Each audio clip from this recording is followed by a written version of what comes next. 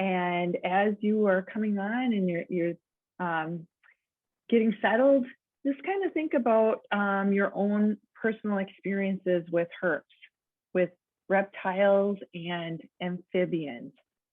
And if these are terms that you're not familiar with, then that's okay. You'll probably quickly be caught up to speed on what reptiles and amphibians, or that larger category, herptiles. I have not heard that word before until Dan taught it to me.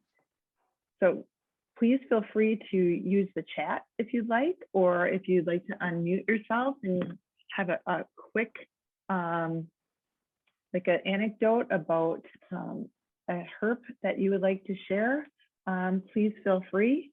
One of my most fun memories is, you know, it was a little traumatic for the painted turtle, but my daughter, when she was small, about 7 or 8 years old, loved to fish off the end of the dock at my parents' cottage. And she got this turtle hooked onto her fish line, reeled it in, and it's on its back, and it's just clawing away. And so I had to rescue and get the hook free. And she was so upset about the turtle. Like, it just went sailing off the end of the dock because she quickly like pushed it back in. I'm like, what are you doing? Well, it was like doing this with its claws, Mom. I'm like, it was afraid, Peyton. So just fun to see them on logs and that along the waterways. Any other stories with reptiles or amphibians or people using the chat today? So that gave us a little bit of time to, you know, have a mom and daughter talk about the importance of those animals in our system. All right, let's just ponder that. And I want to thank our sponsors today, the United States Environmental Protection Agency, who's the major funder of today's Youth Summit, as well as Wisconsin Department of Public Instruction and my own organization, Field Adventures. So thank you to all of those contributors. And our essential question as we think about this, both presenters today, is how can we support local herptile populations? And I'm just putting up a few resources that are available to you at little to no cost through the Wisconsin Department of Public, or the Wisconsin Department of the DNR, Natural Resources. Get them all confused. These are field guides to strictly Wisconsin herptiles. So our agenda, we had our thought questions.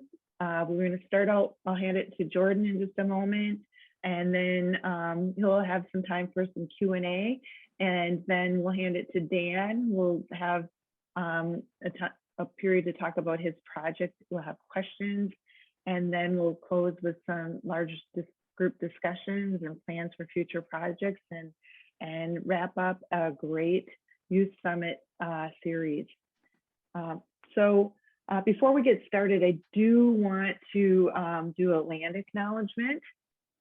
Field Adventures and the Wisconsin Department of Public Instruction acknowledge and honor the inherent sovereignty of each of the Wisconsin Indian Nations of Wisconsin. Field Adventures and the Wisconsin Department of Public Instruction seek to continue to cultivate and maintain our ongoing collaboration and partnership with each of the American Indian Nations, people, and communities of Wisconsin. So I want to acknowledge that I am situated on the ancestral land of the Menominee Nation. I am in my home here in Hortonville, Wisconsin, and I invite you to, acknowledge where you are coming from right now and that ancestral home, and remember that the people of the Wisconsin Nations have been working to keep our resources accessible and, available to all as caretakers. And they continue to do that. They're still doing that now, and we can join and do that together by learning more about herptiles and their importance in our communities. So with that, I will turn it over to Jordan. Welcome, Jordan. So great to have you here.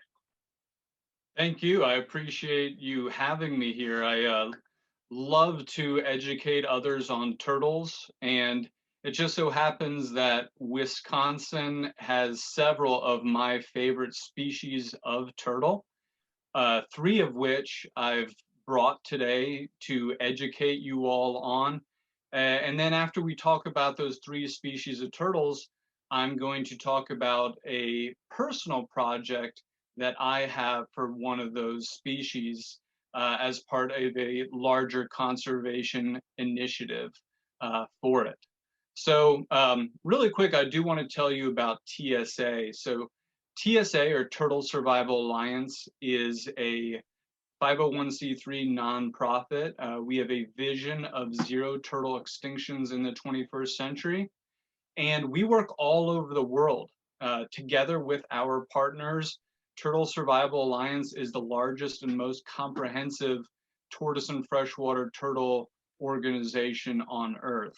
And one of the greatest aspects of my job, and what keeps me getting up every morning, is being able to tell the stories of those conservation efforts around the world. I'm regularly talking with people from Bangladesh, Vietnam, India, Madagascar, Belize, Colombia, and of course the United States. We have numerous conservation programs here in the United States. And I was just telling Ms. Benton how we've had somebody with a turtle project in Wisconsin contact us recently about having her program join the TSA as a subsidiary program. So that could be really exciting, and we're currently looking into that more.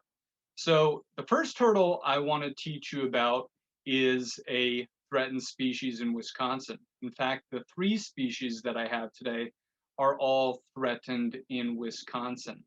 But I'm going to show you them in the order of least threatened to most threatened, keeping in mind, of course, that these are all protected species. So the first one, and this is a really cute youngster that I'm going to show you, is a Blandings turtle. Now, as Wisconsinites, you very well may heard of the Blandings turtle. It is a turtle that is of a species of special concern in the state. And there are actually numerous community programs that are focused on this little turtle, a lot of them having to do with road crossing.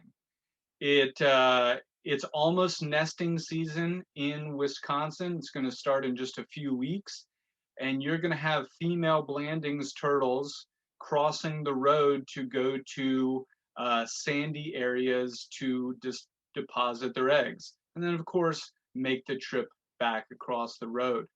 Unfortunately, this annual trek for the females puts them at risk of getting hit by cars. And so there are programs in Wisconsin in communities that put up turtle crossing signs, people who assist the turtles crossing the road.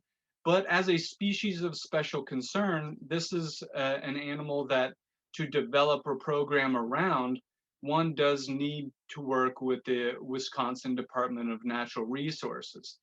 And that goes for all the species that I'm going to show you today. But so the Blandings turtle is very easily recognized by this little yellow chin. And I say chin because it's not showing its whole entire head right now. This is a rather shy turtle.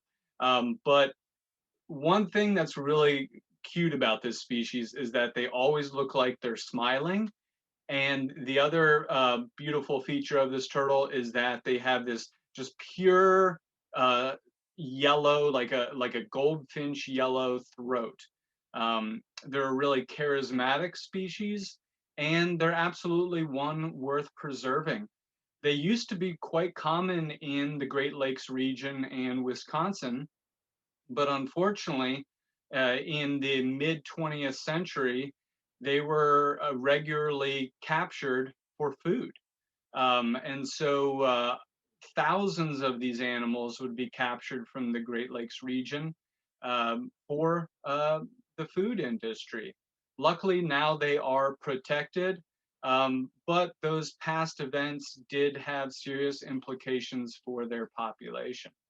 So afterwards, if you all want to ask me anything about the Blandings turtle, please feel free. I love to talk about these little turtles. All right, next coming out of the hat. This is one of my all-time favorite species. This is the wood turtle. And again, it might be a turtle that Wisconsinites are rather familiar with. This is a threatened species. So the Blandings was a species of special concern, while the wood turtle is a threatened species in Wisconsin.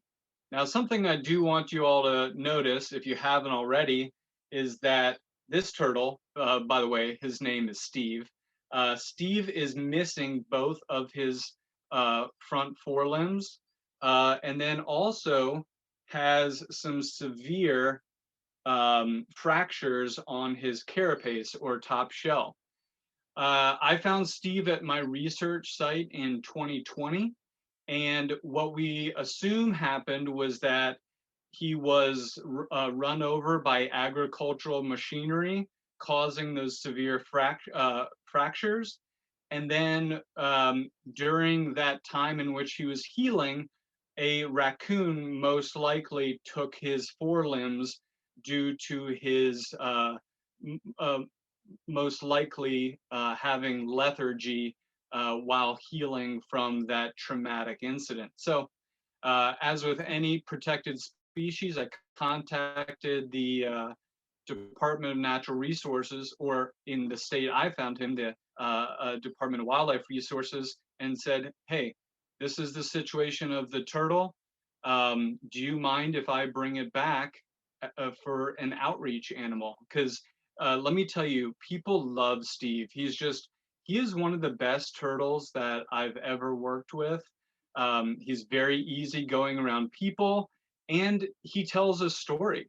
In Wisconsin and elsewhere, agricultural machinery as well as automobiles are causes for population decline of this species. And during haying season, in the late summer, early fall, a lot of these turtles are spending their times in hay fields, feeding on insects and other edibles before making their way back to the water for winter. Interestingly enough, this turtle actually spends half the year in water and half the year in land. Right now in Wisconsin, this turtle is now in the uplands, if not starting to move from the rivers and creeks to their uplands. One of the things that's also fascinating about this species is that they were once so common in the Great Lakes region that they were heavily collected for biological supply houses, especially in Wisconsin. Now, that's not a practice that we would do today, but it's amazing to think that during the 1960s and 1970s, this species was collected in such high numbers from Wisconsin for biological supply houses, and sadly that means pickling them, that the species has had major population declines in the state. But there are still some areas that have good populations, and those are populations that we want to make sure are protected. Like the Blandings turtle, when we get to the Q&A, if you have any questions about the wood turtle and how you can get involved and help in your state, please ask me, because this is just an amazing turtle. They have these really neat Rorschach markings, I call them, if you want to get into the psychology of it. And each wood turtle has its own unique set of Rorschach markings, basically giving each turtle a fingerprint. So you can track that turtle across the landscape every year just based off of those Rorschach markings. In some areas, they do fade over time, but generally, we're able to decipher what turtle is what. All right, now for the most endangered of the three turtles that I'm going to teach you about from Wisconsin. And this is another of my absolute favorite species, another one that you may have heard about, and look how gorgeous that turtle is. That is the ornate box turtle, and it is a state endangered species in Wisconsin. There's two major reasons that they are state endangered. One, unlike painted turtles or snapping turtles or soft-shell turtles, they don't have a large range in the state of Wisconsin. They are native to the sandhills and prairies of the lower portion of the state. And so that habitat preference doesn't give them the ability to really expand their range. Two, Wisconsin being in the Great Lakes region in the breadbasket of America, there's agriculture has really reduced the habitat of this turtle. Although they may persist in areas along agricultural fields and sometimes in cattle pastures and hay fields, for much of their range, those areas have been converted to habitats that are not really of great utilization by the box turtles, or like we saw with Steve, the agricultural machinery actually poses a direct threat to the turtle during harvesting season. But you can see this is just, I mean, one of the most gorgeous animals you'll ever see. And the reason they have this striated pattern is due to that prairie habitat in which they live. As you might imagine, if this turtle with its contrasting black and yellow were to go into high prairie grasses, it disappears immediately. These turtles are extremely hard to find in the wild. And furthermore, in neighboring Illinois, this species here is, research is carried out using trained dogs to find them. That's the easiest way to find ornate box turtles is through the utilization of these trained canines. So that is another one, which is just a really, really great, fascinating species, and I'd love to talk more about during the Q&A. Okay, so how do you get involved in helping these turtles? I got involved from a very young age. From the time I was 4 years old, I became really interested in reptiles and amphibians, and especially turtles. And people ask me all the time, why turtles? And I say, you know, why do we like anything? Why do we like baseball? Why do we like NASCAR? Why do we like Cheerios? Well, turtles was just innate for me, and I was able to translate that passion for turtles into a career performing effective conservation action. So I'm going to share my screen just really quick here, because I want to show you, if I can find it. Oh no, where'd it go? Okay, let's see. There we go. I'm actually going to share with you a Facebook group that I created called North American Wood Turtle Conservation. And this is to show people what my research project does. Now, as students and citizens, nobody's going to come to you and ask you to do this work. But that doesn't mean that the work's not important. And that's why being proactive is so important.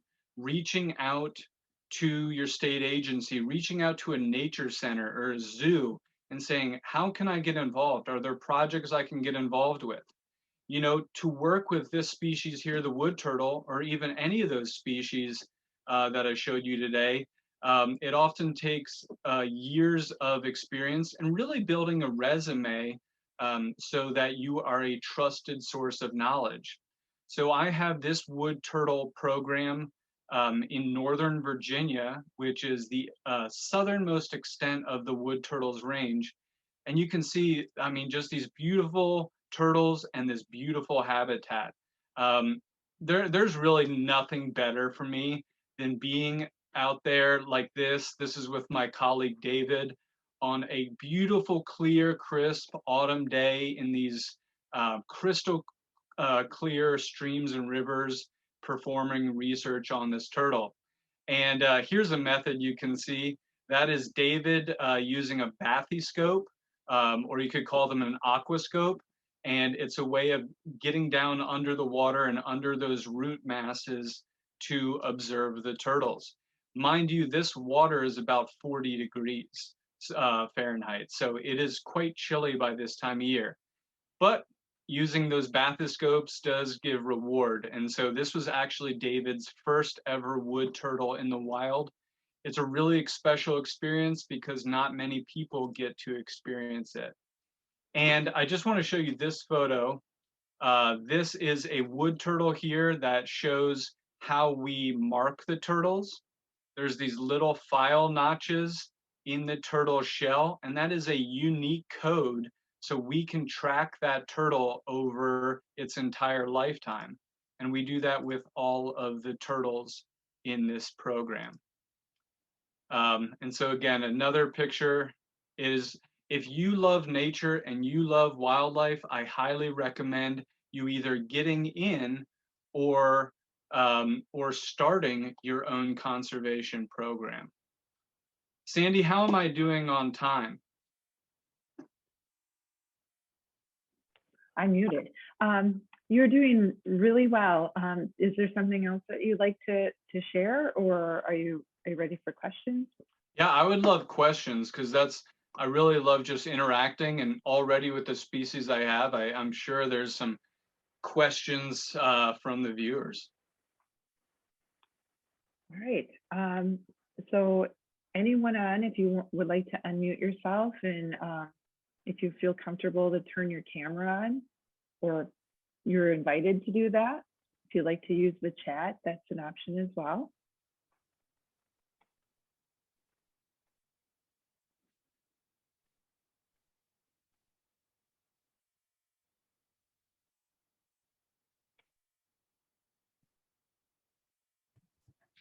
Looks like Fox River Academy is getting ready for some questions, and Island City as well. So what's the rarest type of turtle you found? That I've found personally, I do work with bog turtles, which is regarded as one of the most endangered turtles in the United States. So our organization works with extremely endangered or technically critically endangered turtles. You know, there's a lot of focus, especially where I live down along the coast, there's a lot of focus on sea turtles, and rightly so. They're amazing turtles. You know, they're ancient, they're beautiful, but there are turtles in this world that are far, far more endangered than the most endangered sea turtle. So, for instance, Kemp's Ridley sea turtles, the most endangered sea turtle on Earth. There's still thousands of breeding females, tens of thousands of them. However, as far as some of the turtles we work with, the Swinhoe's giant softshell turtle, there's only 3 known specimens in the world. That's it, 3.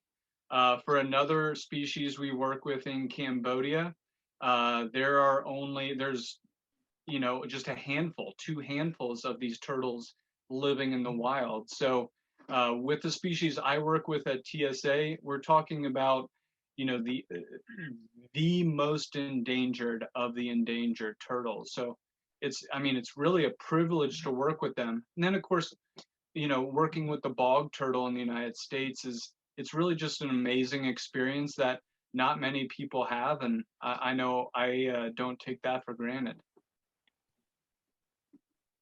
Great question, thank you. Yeah. So I have a question. We're from Island City Academy. Mhm.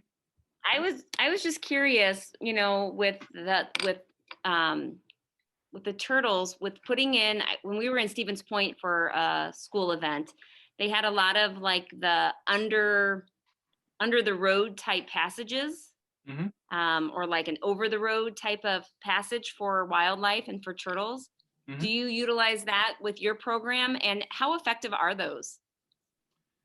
So we have collaborators who use those type of installations. What's really important is to one, realize that if that is a route that one would like to go, and I highly recommend it, it does take years of planning and even convincing, and it costs typically millions of dollars. And one thing about it is, see, turtles are really, really stubborn. You know, they're based on 260 million years of evolution.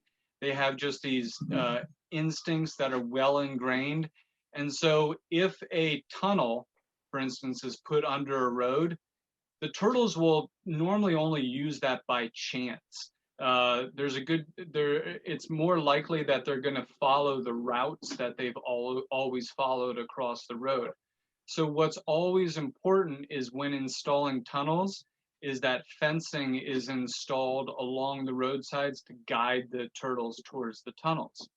And the distance that fencing can be laid oftentimes has to do with the municipality. It has to do with you know, the local and regional or state laws, and a lot of that, I mean, excuse me, most of that is due to human safety. For instance, on smaller roads, there needs to be a certain amount of berth for ambulances to get by, and you can't put your fencing for turtles within that zone that would impede something like an ambulance from getting by.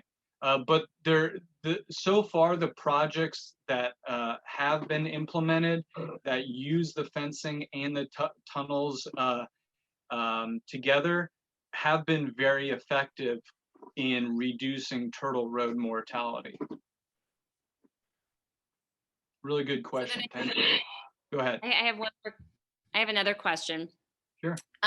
So like where we live in Wisconsin, northern Wisconsin, we have a lot of turtles that come out from the lakes and will lay their eggs on the roadside because it's sandy up on the road.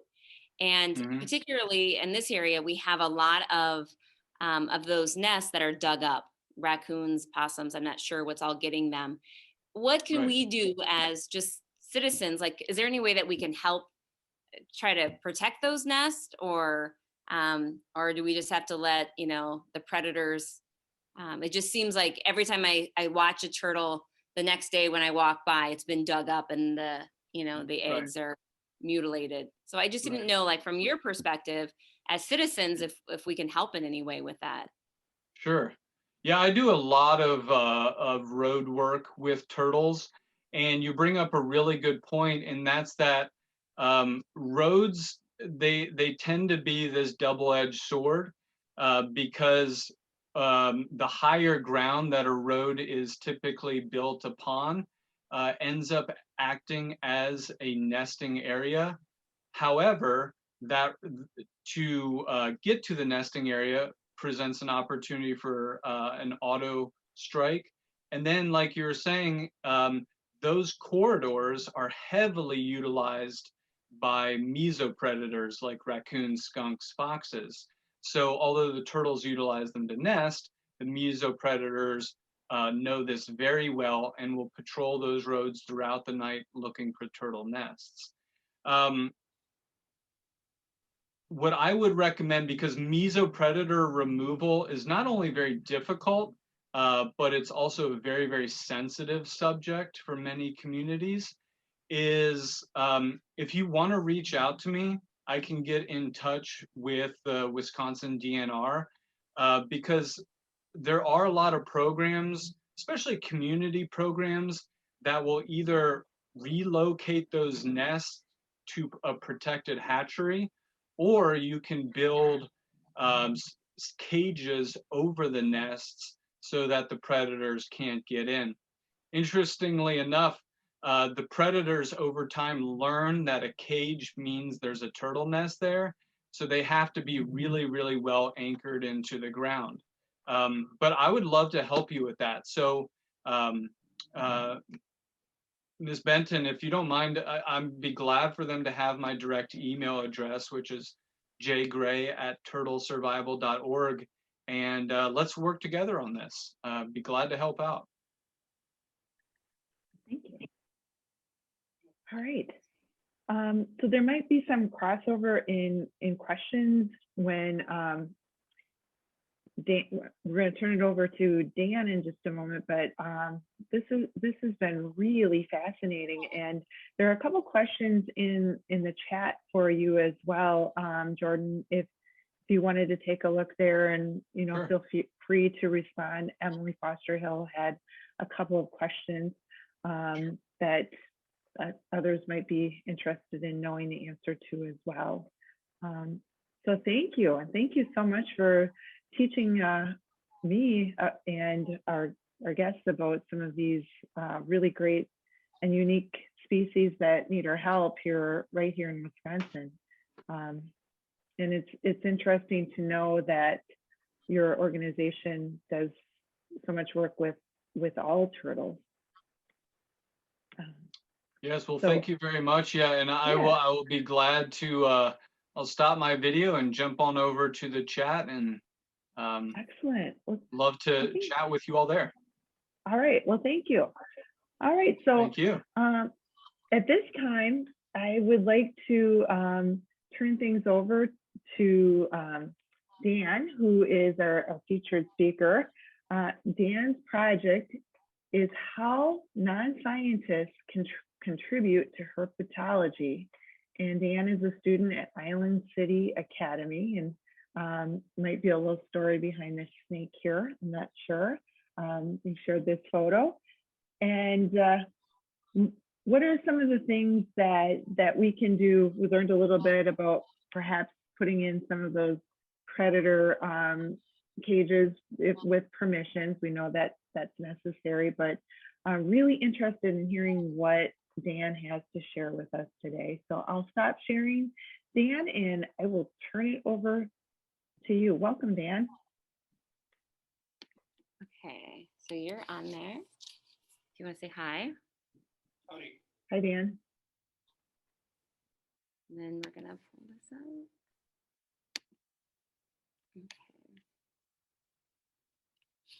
Okay. Okay. Are we good with seeing our slide, the Island City Academy? No. I don't hear you, Yes, Sandy. That's Yes. because I Okay. muted so that you wouldn't hear me, but yes, it looks beautiful. We see your Canada geese. Okay. All right. Well, I'm going to turn it over to Dan then. You want? And you can just flip through it here too, then. Okay.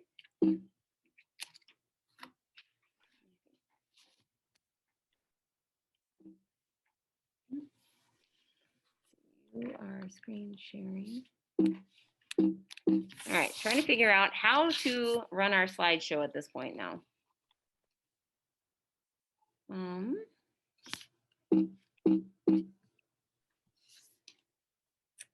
not letting me scroll through the slides, Sandy. Huh. Well, I'm wondering if, Oh, there it if you, goes. Never mind. What? I got it. You I just do. have- yep, Okay. we're good. Okay, we're all set. All right, so we are from the Island City Academy. We're a public charter school open to all 7th graders through seniors in high school in the Cumberland School District in Cumberland, Wisconsin. Students will learn research skills in a project-based learning environment, which means instead of, say, doing learning in a classroom with lectures and whatnot, and a final at the end of each quarter or semester, we will do a presentation just like this to determine our grades. Students will utilize 1 to 3 class periods researching, collecting data, contacting experts, incorporating social studies, science, and other electives into a well-developed project. Students present their final projects and community presentations, which we have named gallery walks, except for this year, which we are recording and sharing on our YouTube channel. So here are some pictures of examples: project-based learning, collecting data, doing different activities related to projects. And now, here is my project, Citizen Science, How Non-Scientists Can Help Herptiles. My driving question for this project, which was what propelled me throughout this project, was how can citizen science be applied to aid the field of herpetology?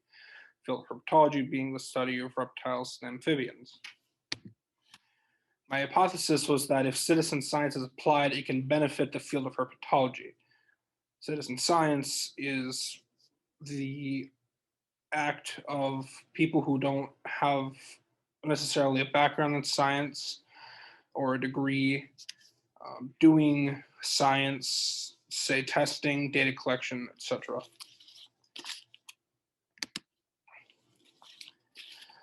So in terms of different issues that herptiles are facing, one of them are pandemics and disease, the spread of disease in reptile and amphibian populations. One of such is snake fungal disease, or SFD for short. It's caused by fungus, and it poses a large threat to snakes in the United States. It's first discovered in a population of snakes in New Hampshire, and it was described and diagnosed in 2006 in timber rattlesnakes, and since then in New Hampshire, the population has declined 50%. SFD is highly contagious among snakes and it causes scales and skin to become infected and inflamed. Sometimes the disease can be cleared up naturally through shedding. Since it is a fungus, the fungus can essentially burrow its way into the skin and flesh of the snake, and thus it can become a reoccurring illness and can lead to death. And the other disease I have listed here, which is a huge problem with regards to amphibians, is chytridiomycosis, or chytrid for short. It is also caused by a fungus, oftentimes called BD. The main symptoms are anorexia, lethargy, and has been cited as the cause of the decline or complete extinction of over 200 species of frogs and other amphibians. This infects the keratin in frog and toad skin, which is then passed throughout the ecosystem through water. As it is a fungus, it will be spread through, say, currents or whatnot. And it's a very large issue across the globe because it can spread so easily and because it has a very high fatality rate in certain species. There's no treatment or vaccine available for chytrid, but scientists are calling on citizens to help collect data, and prevent the spread of chytrid. One method to mitigate the spread of chytrid is to stay informed, do research, and understand the disease and why it's bad.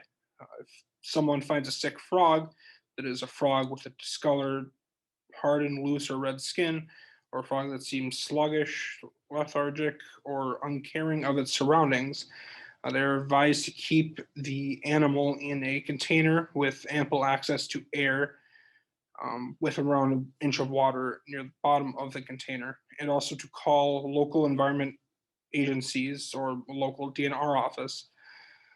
There are also projects for citizens to test for chytrid. One institution that distributes and tests for chytrid is the San Diego Zoo. People across the country, possibly all over the globe, I'm not certain about that claim, but across the country, you can order swabs from them. And the method of testing is to swab the belly near the cloaca of the frog. Then you put it in a vial and you send it back to San Diego Zoo, and they will test for chytrid. Now, on a similar topic, scientists and ecologists are calling on citizens to help mitigate the spread of SFD as well. The Wisconsin DNR is calling on citizens to take pictures of any snake they may find with SFD and to send said images to DNR Herptiles, that is HERPTILES @wi.gov. The DNR is depending especially on citizen scientists, enthusiasts, and hobbyists due to a lack of manpower on the DNR's side. The DNR is working hard, but has requested the aid of the public. Now, another issue that not just herptiles, but other animals and different ecosystems face globally is the threat of invasive species. In California, there is a small species of lizard known as the alligator lizard. These are, of course, beneficial in ecosystems, as are every reptile, except for invasive ones, but because they aid with population control. For example, they may prevent bugs from becoming too prevalent. They keep bugs from eating, say, plants to the point of extinction of the plants. And they also benefit us directly by preventing the spread of disease through these bugs. However, in terms of what we know about the alligator lizards, for a long, long time, we didn't really know a lot about their breeding habits. And citizens are urged to send data from their observations of the breeding cycles and behaviors of alligator lizards to the Reptiles and Amphibians of Southern California project. In 2013, Glenn Yoshida, an IT specialist, uploaded a photo to iNaturalist, a website that allows users to upload images of flora and fauna. That is the logo displayed here. This was a picture of an Indo-Pacific gecko, which hadn't been observed in the Americas at all. This one image alone helped the science community learn of an invasive species, which was new to the Americas. Species reproduces asexually, which could also be even more devastating, as the female would not require a male to establish an entire community of geckos. Along with this observation, thanks to herpetologists reaching out to Yoshida, researchers were able to find out that the gecko's eggs could successfully incubate and hatch during cool winter months, which was not previously known for the species, as it is a tropical species. Thanks to one non-scientist, an invasive species which could be a detriment to local ecosystems was discovered. Similarly, Mediterranean house geckos were discovered to be an invasive species in this way. These are just a few different ways online apps help both native species and help mitigate the spread of invasive species. Citizen science can be applied to populations of herptiles in order to monitor invasive and native species by researchers. There are, however, some animals who were not saved before it was too late. That is the topic of our next discussion. One such specific example would be the golden toad, which was a species of toad that was discovered in 1964 in Costa Rica. The males were a golden color and the females were yellow to dark brown or black. There's a picture of a golden toad. Also, males outnumbered females by an 8-to-1 ratio. The golden toads started declining in the late 80s, and by 1992, they were completely extinct. There are 3 theories why the golden toad population became extinct, which are climate change, pollution, UV radiation, and fungal skin infections, i.e. chytrid, which is also, the spread of chytrid is helped by climate change in that chytrid thrives in a humid and warm environment, which in some places may not have existed before climate change. But the golden toad may have also become extinct directly due to climate change. The rainfall at the time was the lowest recorded, and the temperature also reached record highs. This dry and new warm climate could have caused the toads to go extinct. It could also possibly have made it difficult for the offspring to survive due to puddles drying up and killing tadpoles or causing this disease within the population. So, in short, climate change could have also caused the decline and extinction of the population. The cause of their extinction could also have been explained by pollution through pesticides. This theory states that pollution from pesticides could have caused sexual dimorphism. This would cause the golden toads to become sterile and unable to reproduce. The pesticides could have entered the atmosphere via pesticide spray being drifted through the air. The pesticide contaminated soil particles and could have entered the atmosphere as well. Pesticides could have also entered the atmosphere via evaporation. It could also have been explained by UV radiation, which also goes hand in hand with climate change. And again, one of the prevailing theories was that they were wiped out by chytrid. Now, this next piece is more general than just focusing on one specific species. But tortoises, relatively immobile and defenseless tortoises, were collected and stored live on ships where they would survive for at least a year without food or water, providing valuable fresh meat, while their diluted urine and the water stored in their neck bags could be used as drinking water. 17th century English pirate, explorer, naturalist William Dampier wrote, "They're so extraordinarily large and fat and so sweet that no pullet eats more pleasantly." While Captain James Colnett of the Royal Navy wrote of the land tortoise, which in whichever way it was dressed was considered by all of us the most delicious food we had ever tasted. A lot of species eventually became endangered or extinct due to overhunting and overconsumption.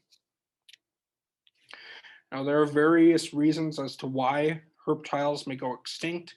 Many species going extinct due to habitat fragmentation, due to urbanization, overcollecting, climate change, disease, and a number of other potential causes. Another big one is the pet trade. Sometimes animals will be poached, stolen from their environments illegally and out of control, which harms populations a decent amount. Extinction negatively impacts the food chain as it removes an animal that would otherwise act as food or as a predator, which means that predators will slowly die off more and more. Prey such as bugs or rodents that are usually kept in check by reptiles will be allowed to thrive and possibly spread disease and again destroy local ecosystems. However, there is hope in the form of citizen science. Citizen scientists can help these herptiles by aiding in cleanup efforts, advocating for herptiles and against climate change, and doing research and keeping informed. Now, a lot of people don't like herptiles, so it's also important to advocate for why they're important. First and foremost, herptiles are highly important for food chains, that is, the cycling of food in an ecosystem. They keep animals such as rodents and bugs in check, which, when not controlled, can eat eggs of endangered animals, can eat plants out of control, can destroy the balance of ecosystems, and with regards to humans, they can spread disease. Rodents, especially, they can destroy entire homes via infestation. They're also important food sources for other predators, including birds and, in some cultures, even humans. Without these predators around, larger animals may become pests. Nature is an extremely delicate thing. Once something destroys its balance, havoc can break loose. A similar strain, they also contribute to the cycling of energy. Predators may eat reptiles, which would then give them energy to continue living and continue hunting. Thankfully, some herptiles have adapted to some issues. Some adaptations may include learning to climb trees higher to avoid invasive species, growing longer tails, learning to be faster, changing their behavior. Some have adapted through more effective camouflage, um, which is the case of certain species of anoles in Florida. Now, as for, so this is an example of the food web. As you can see here, the snake would eat shrews and rabbits, which would keep their populations in check. And in turn, the snake might be eaten by a hawk, which would then give the hawk energy to continue moving, living, helping to keep populations in control. And once you remove any of these animals from its ecosystem, you will disturb the equilibrium of an ecosystem. Now, for other citizen science projects, there's eBird, which was launched in 2002 by the Cornell Lab of Ornithology at Cornell University and the National Audubon Society. eBird gathers data on bird abundance and distribution at a variety of spatial and temporal scales. As of June 2018, there are over 500 million bird observations recorded through this global database. In recent years, there have been over 100 million bird observations recorded each year. eBird's goals are to maximize the utility and accessibility of the vast numbers of bird observations made each year by recreational and professional birders. Another citizen science project is called Frogwatch. It is the Association of Zoos Citizen Science Program and provides individuals, groups, and families opportunities to learn about wetlands in their communities by reporting on the calls of local frogs and toads. Volunteers are the foundation of the Frogwatch USA community. And as such, they will record and submit observations to a national online database. The final other citizen science project that is not directly related to herptiles is called Mysterious Bumpy Beach Bark, or MBBB. It was created by North Carolina State University, and the goal of this project is to assess the range and prevalence of bumpy beach bark on American beech trees through iNaturalist. There are other projects, such as projects to measure air quality, projects to measure water quality, to watch birds, and much, much more. Now, for what I did, I took place in a mock version of the Wisconsin Frog and Toads survey. I missed my opportunity to actually record my data for the actual bank of information. However, I did use their method, and I did use how you would otherwise record data. And as you can see here, there are, well, you might not be able to see them very clearly, but those are images of swamps in the evening. And that is how you collect data, is you go to a route and you listen to different points in the route. You record the conditions of that night, if it was raining or whatever else have you, and the temperature, and you would mark down how many of what frog calls you would hear. Most of what I heard was spring peepers. I heard a variety of different other things, but for the most part, it was spring peepers, as is pretty common for this area. It's beneficial in that it can contribute to data of the area. It can give researchers and the proper departments kind of an idea of what's going on with regards to frog and toad populations. And in a similar strain, there is also Chytrid testing, which I mentioned earlier. You are able to contact a number of different organizations or universities. What I looked at was a San Diego Zoo, and the method of data collection is swabbing the ventral surfaces of frogs and toads. And you send it off to a lab, and then they give you your test results. It's beneficial in that it can provide a set of data for infected frogs in the area, which can be beneficial so that the spread of Chytrid can be mitigated. And just in general, what else is being done? Again, population monitoring, be it by these researchers or citizens, populations are being watched closely to make sure that issues don't arise. And relating to this monitoring, they're also seeing the major causes of herptile fatality. There's a lot of getting killed by garbage, a lot of getting run over by cars, and that is being recorded by the proper agencies. And again, cleanup efforts, it doesn't just help herptiles, it helps every animal, every person even. And that's just another really low effort thing anybody could do. Now, in terms of trade-offs with citizen science, some positives are that it's effective and efficient due to a larger sample size. It just opens a new window, a larger window for more data to flow in, rather than just a small research team looking at it. It can be thousands of people across a certain area. Now, for the potential negatives, there is a potential for inaccuracy, but that is not so much a concern because the proper agencies can look at the data, they can cross-reference data, and there are systems in place to prevent issues from arising.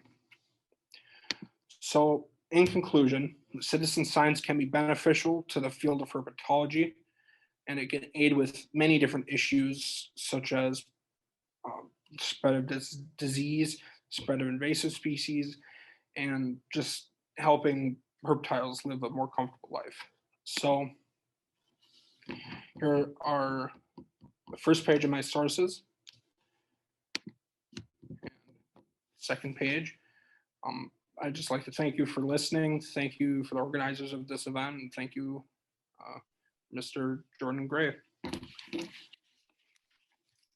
Oh, Dan, this is a really thorough study, both like your review of research that's been done, as well as your own personal involvement with citizen science. I have a few questions, but I'd like to offer the opportunity to those other folks on our Zoom to unmute themselves, or if they'd like to use the chat, I can relay those questions to you.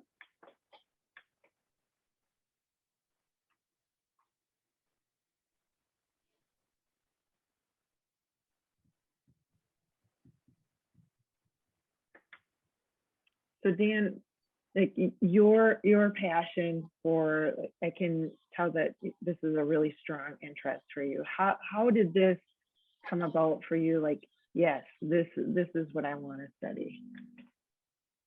Well, my parents used to keep snakes as both a hobby, and they used to breed snakes. And I guess just because I was so young and impressionable, it really just left a mark on me.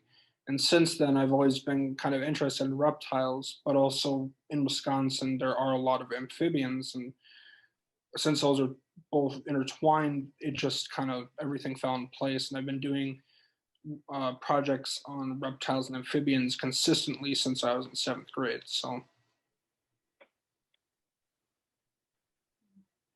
Mr. Gray, Jordan probably, I bet you could swap some stories on your ongoing interest.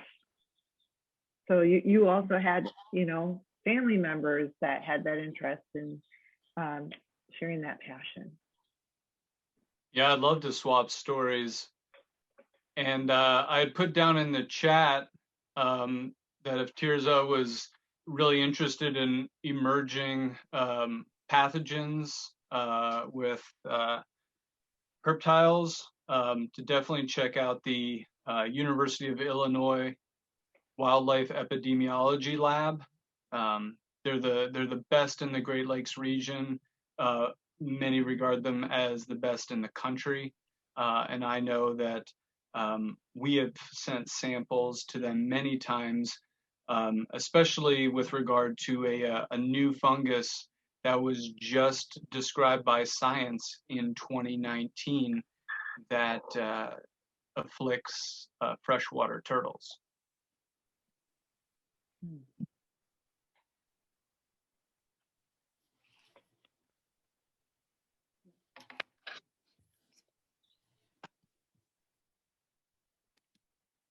I know that we were scheduled for 2:15, but if there are folks that, you know, have a little extra time and you'd like to remain, we'll honor your opportunity to ask questions. But if you need to leave at any point, we understand that. Oh, comments, a great presentation, Dan and Jordan. Thank you very much. We have to go, so thank you. Nice job. Thanks for being here, Fox River Academy. Thank you. So I had a question about like snake boards and using them to kind of do some monitoring. Have either Dan or Jordan done that? I work with some schools and do some field studies, and I'm wondering, is that an effective means of perhaps finding local snakes or amphibians? Using what type of method again? Well, we call them, they've been called snake boards, like putting down a sheet of plywood on a surface and then just leaving it, and then, you know, peeking under there periodically when you're on hikes to see if anything is decided to make its home under there. I can definitely, Dan might have some insight as well. So that is it is a fairly common method used to attempt to quantify snakes in a given area. And the best way to do that is setting cover boards in arrays at defined intervals, so that you can try to quantify snake preference of various microhabitats, as well as, of course, document the snake species using the cover boards. Mm-hmm.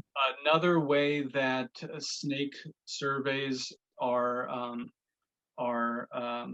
carried out is through the use of drift fences, and then at the corners of the fences, installing a snake trap. It is a trap that is specially made for snakes. Hopefully you just don't get a species of snake that dines on other species of snake, which is actually fairly common in the snake world. But those are two regularly used methods to survey for snakes.